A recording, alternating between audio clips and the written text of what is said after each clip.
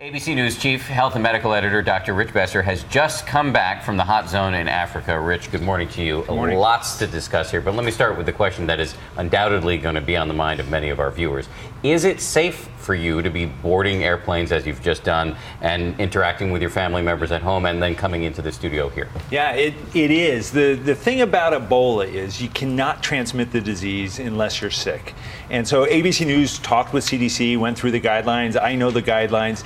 If I were to develop a fever, then I shouldn't be here. I shouldn't be around people. And so I'm monitoring my temperature twice a day. I took it before I came into the studio, and it means I'm safe. It doesn't mean that everyone's going to be comfortable around me, but it means that there's no risk of me spreading this disease to anyone here or anyone I meet on the street. And you're being very sensitive. I want to let our viewers know the first thing that he said to us today was, "Are you guys okay with me being here?" And we are, undoubtedly. We are, absolutely. But you have made 2 trips with your team to Liberia in the last month. Can you talk about the extraordinary precautionary measures that you take while you're there to stay safe? Yeah, I went with my producer, Adam Desiderio, and we were extremely careful. And it's the things you don't see on the air because they don't make TV. But after every interaction, spraying our hands, our feet, our boots down with bleach, the interactions that people saw of me with patients on an Ebola ward, I was fully suited up, and there were 2 people watching every interaction I had to make sure I made no mistake. Being on that Ebola ward with that gear, it was probably the safest place for me to be, but on television it looks very frightening. The scene on the street where we're shooting a burial, well, there's no way of getting Ebola looking at someone who has Ebola. And so the people around me who were going to pick up that body, they needed to be suited, but taking a picture of that was very safe. Okay, let's get your analysis on some of the developments on the ground, both here and overseas.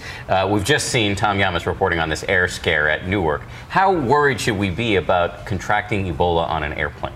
It's very remote, but it's possible. If Eric Duncan had gotten on the plane 4 days later, he might have developed his early symptoms of Ebola on the plane. It would have been fever. And fever by itself is an indication you might have Ebola, but it doesn't mean that you're spreading Ebola. It's when you start to spread body fluids that you're a real risk.